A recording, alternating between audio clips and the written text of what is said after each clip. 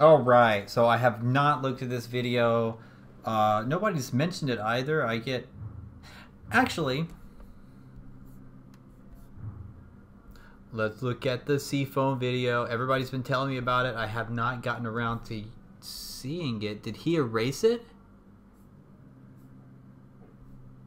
Oh. It's not working.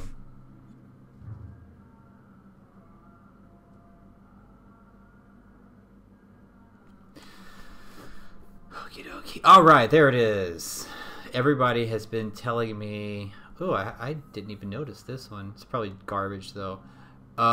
Everybody's been messaging me... God, I can't talk today. Everybody's been messaging me about this Seafoam video. I have not gotten a chance to check it out. Because he's made other videos about these cleaners, and I want to see what he says about it. Bruce P says, what do you think about Seafoam? Wait, let me see if I'm... Yes, I'm recording. Great, what do you think about Seafoam? Foam. Does it make an engine last longer? Okay, I'm not a Seafoam fan. I made a video about it. I'll tell you what I think of Seafoam, okay? Seafoam, it's called Seafoam for a reason. Because a long time ago, like in the 1940s or whatever, they used it in outboard motor engines that were two-stroke. They had two strokes. Hold that thought.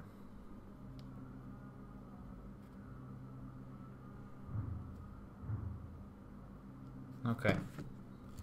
Oh, and I just got a...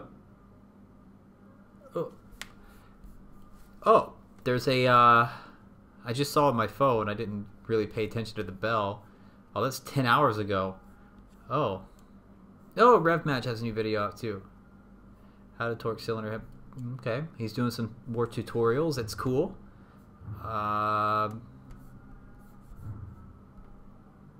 You had to mix the oil with the gas, and the Seafoam helped clean the carbon out of the engine. Those engines have a tendency of carboning up because you're mixing the oil and gas, and the oil that burns is going to create carbon on the rings and valves and stuff. So it was very good for that. We drive 4-stroke water-cooled engines in cars today, and that cleaner is not made for them. Any cleaner that you're going to use, it's still made for carbon, and there's carbon buildup. You really want the nitrogen-based cleaners in them. And from what I've read, the Seafoam does not use those nitrogen-based cleaners. I know that Chevron, Techron does. All the big ones that I know of contain it. They won't tell you what percentage it is.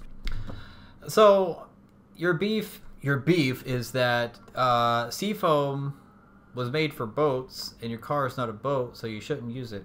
I don't get it, Scotty. But they contain, from what I've read and the research I've done, the Seafoam doesn't contain any of that. It's an expensive additive to put in, and that's probably why the other manufacturers don't tell you. Originally, Chevron, Techron told you how much of the nitrogen-based cleaner was in it, but they don't tell you anymore, so who knows how much is in there. But to my knowledge, the Seafoam doesn't have any in it, and I don't know. But it still works, and I recommend putting it in. I recommend putting it in your fuel tank. And what Scotty strongly disagrees with this, but what I recommend you do is before you do an oil change, put some in your oil, let it run, and then drain your oil. It gets a lot of that. It really cleans out your oil pan and gets all the junk out of there. So it's pretty good at that.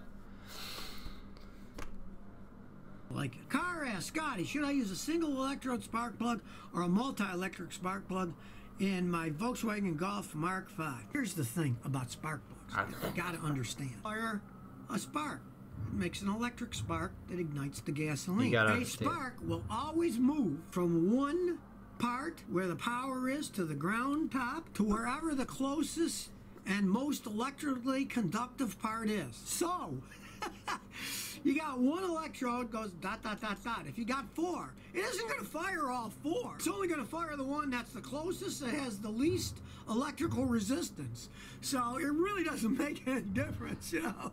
Well, the point is that there are more points. There are more possibilities. And so what it does spark, typically it doesn't stick in one place. The point of least resistance, as Scotty's talking about, will tend to move. And so in your car, in your cylinder, you want to increase the chances of it igniting purely and quickly. So you don't want to like wait around. That's just a gimmick that they used to put in cars, and most of them, they don't even use that stuff anymore. I think they finally realized that it was kind of absurd to do it, because the electricity is always going to jump to the closest one that has the least electric. I'd say even there, even the picture he's using, there's multiple points. So if you have 2 or 3, it could jump to different points. So yeah, go ahead and use it. Use it. That's how electricity use works. You can't change the laws of physics. Angel, I teach this, Scotty. I'm thinking about buying a 91 Jeep Wrangler for $3,500, and it's a straight 6 with a manual transmission. Is it a good buy? Okay, everybody knows that I hate Chrysler products, but that's a 91 Jeep with a straight 6 and a standard transmission. Those were rock solid engines and transmissions. I'd buy it. If you like that vehicle, buy it. You know, I'd buy it too. It's a pretty good deal. So is Toyota.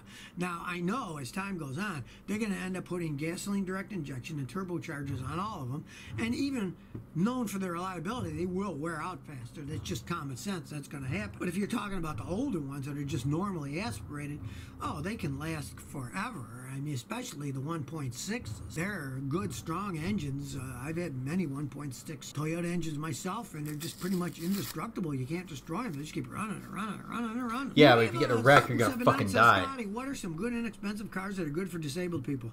Minivans are more expensive, require installation of ramps, and drive the price even higher. I have a customer who loves his Toyota Camry, who's disabled. Got giant trunks in them. Millions of them they sold. You can get used ones that are old, still in pretty good shape.